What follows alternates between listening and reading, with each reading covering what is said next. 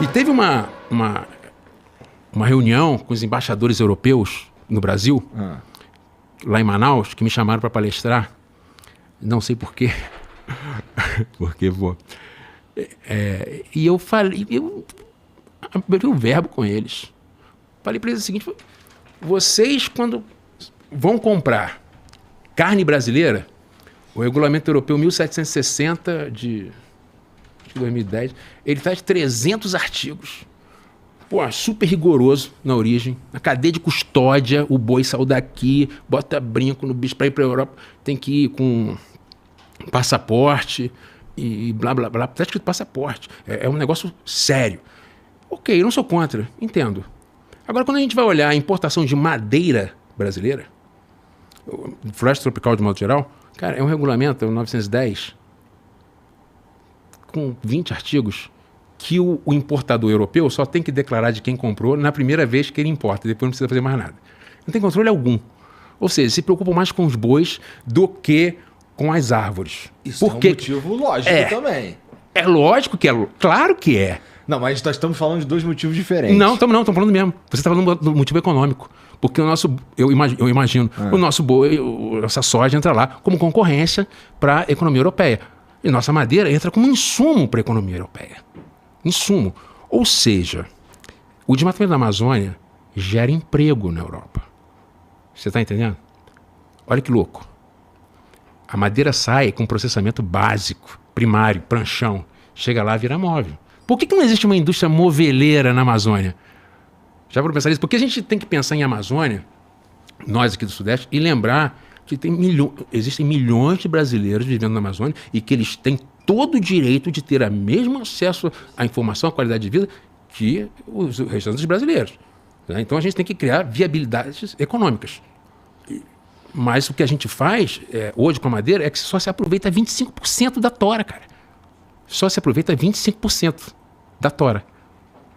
Da árvore, acho que 10%. O resto vira resíduo que fica no Brasil. E vai lá para fora a madeira. E eu cheguei para os embaixadores europeus e falei assim, no caso deles, eucalipto. Vocês nunca acharam estranho, não?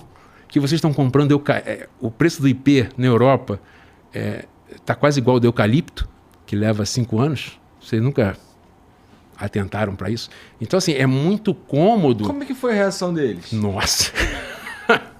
Não, tentou argumentar. Falei, não, é porque um é comida. Eu falei, não, nós estamos falando de preservação da Amazônia. Não estou discutindo a responsabilidade do Brasil, que é a maior de todas.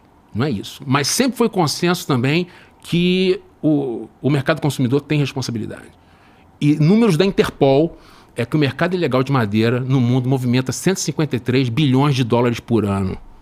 Dá para comprar quantos deputados com isso daí? Quantos ministros do meio ambiente? É muito dinheiro.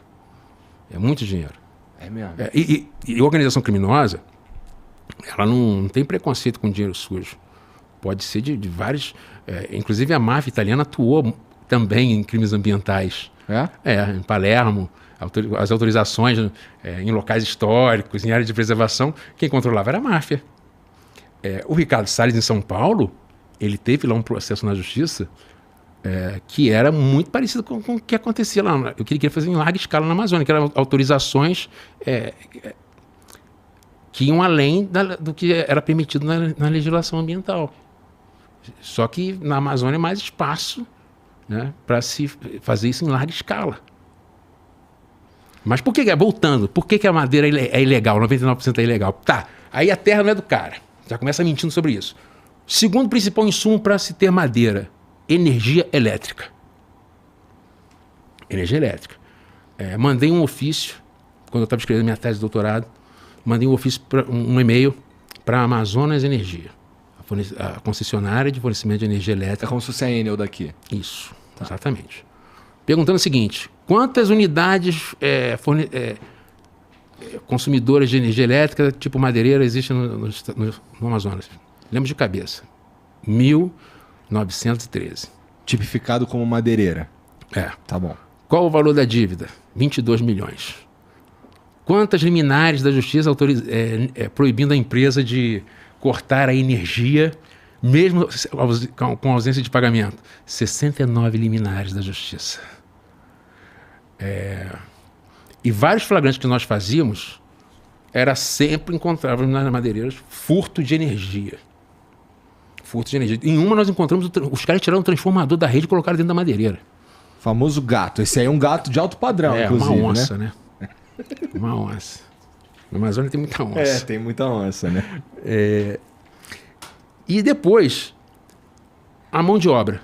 Mão de obra volta quase sempre sem os direitos trabalhistas respeitados, às vezes em situação análoga à escravidão, principalmente no início. Então você imagina, alguém que queira produzir madeira dentro da lei. Tá madeira de lei. Competir, porra. Não tem como. E eu não estou nem falando da questão do inventário florestal que tem que ser feito. O que é inventário florestal? Se você é dono da área, inventário florestal. Você é dono daquela fazenda. Quanto que tem de IP dentro dessa fazenda? Quanto que tem de maçaranduba? Eu tenho que quantificar isso para autorizar. Isso tem um engenheiro florestal que vai lá e vai fazer esse inventário florestal. Né? E no Amazonas, que é o maior estado brasileiro, 80% dos planos de manejo eram assinados por menos de 10 engenheiros. Não faz o menor assim. É um esquema muito fechadinho, né? E é humanamente impossível fazer isso. E você pegava inventários idênticos nos processos. Eu, pessoalmente, entre Roraima, Maranhão, Amazonas, eu devo ter analisado uns 1.000 processos em 10 anos. O pessoal todo junto, uns 10 mil. E a gente brincava, quem achar um processo sem fraude ganha o prêmio. Nunca. E aí quando vinha... Você está falando que 100% dos processos... Não é 100%, lógico que não. Mas, cara... 99%. Eu nunca encontrei um. Sabe? Então, isso quer dizer... Aquela pergunta, você está fazendo a primeira pergunta que eu vi fazendo uma vez pro Sacani. Existe vida extraterrestre? Pelo tamanho do universo, veja bem, é possível, cada estrela, mas eu nunca vi. Entendi. Caralho, tem madeira honesta na Amazônia? Deve ter. Em tese. A Amazônia é grande pra caralho. Em tese, talvez até. Porra, mas isso, cara, como é que pode ser esse o cenário? Num país que se porta como, ou que deveria se portar como um país sério. Porque assim, o que você está me falando é que todo um mercado, quem está regular é exceção. Exatamente. Como é que pode uma coisa dessa ser possível, cara? E assim, suponho que não se tornou isso nos últimos 4, 5 anos. É uma parada mais antiga. Significa que vem de outros governos, que vem de outras gestões e tudo mais e tal. Eu falei isso no Roda Viva, quase me apedrejaram, né? Sim, com certeza. Pô, cara, é aquilo que eu falei. A verdade é a verdade. O problema não começou há 4 anos. Piorou bastante, sim. O problema se arrasta. Se a gente for ver, isso eu falei lá para os embaixadores, começou com o pau-brasil. Eu falei, o IP é a terceira espécie de árvore que vai ser extinta ou vai ficar próxima da extinção para atender uma demanda europeia. Foi o pau-brasil, depois foi o mogno e agora o IP. O IP estava na lista de espécies protegidas e te retiraram da lista para facilitar a exportação. Então nós temos uma urgência em proteger as árvores da Amazônia. Porque protegendo as árvores, nós protegemos a fauna, nós protegemos o clima, as chuvas no Sudeste. Então é uma questão não é de ambientalismo só, de amor à natureza. Se a pessoa não tem sensibilidade para a natureza, pense que aquilo é um bem público. Aquilo pertence ao Estado brasileiro, ponto. Ele não pode ser furtado, roubado, usurpado. Mas o Saraiva, assim, vamos lá. Pra gente ter um mercado de madeira legal que é extraído da Amazônia, porque existe esse plano, assim, é possível, não é? Teoricamente. Teoricamente, existe alguém fazendo certo. Teoricamente, sim. Isso significa que existe uma legislação e uma maneira certa de fazer. Isso existe, sim. Né? Essa maneira certa, ela inviabiliza o negócio em questão de a barreira de entrada, por exemplo, assim, estou falando de grana.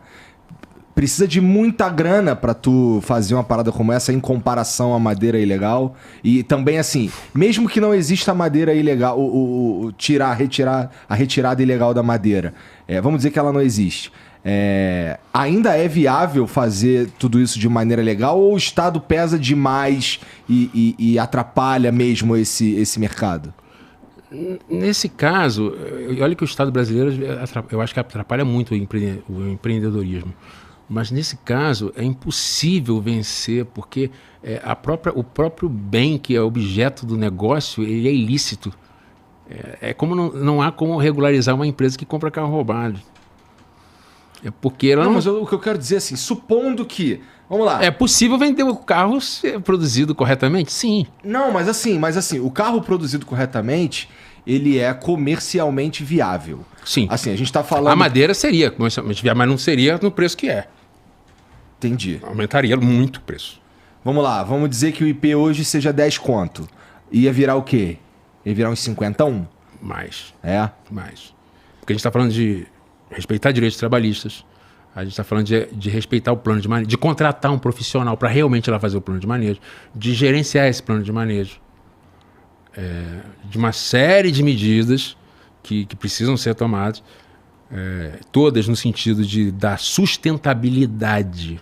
Uhum. Esse conceito de sustentabilidade ele está muito vulgarizado. Mas, E aí, então, eu suponho que a gente entraria numa fase que Eu já defendi muito o manejo florestal, tá? Mas hoje eu acho que nós temos que, a verdade mudar a cultura e parar de consumir madeira nativa da Amazônia. É preciso disso. É isso que você defende. Hoje é isso que eu defendo. Se for de madeira, vai fazer de pino. Exato. E nós temos uma indústria de madeira plantada muito forte no Brasil. E sabe o que é interessante? É que quando a gente olha o PIB, a madeira nativa, ela tem um valor ínfimo ali no nosso PIB. Ela apesar de gerar muito dinheiro para os criminosos, o que entra na conta é o que é legal. O que Se bem que mas não, então né? sai tudo... Você está me falando que os caras esquentam o ilegal, né? O que está saindo, essa operação feita lá pelo delegado Franco Perazzoli mostrou isso, que a exportação parece tudo bonito, e foram o que os europeus me falaram também lá. Não, chega tudo documentado para a gente aqui, Tem certificação. Essa certificação também não vale nada, que a própria empresa diz que não acompanha todas as fases. A FSC, que é a certificação mais aceita, a própria FSC diz, olha, eu só olho quando há uma transferência legal de propriedade da madeira. Ou seja, quando eu vendo a madeira para você, eles certificam. Agora, se você contratar ele para transportar essa madeira, não. E uma das fases mais sensíveis para o depósito também não. Então não é certificação, meu. Certificação tem que ter cadeia de custódia, que é o que, eu passei pro Igor dia tal, tantos metros cúbicos de madeira, você, entendeu? Isso então não tem, só serve pro consumidor final da madeira dormir tranquilo.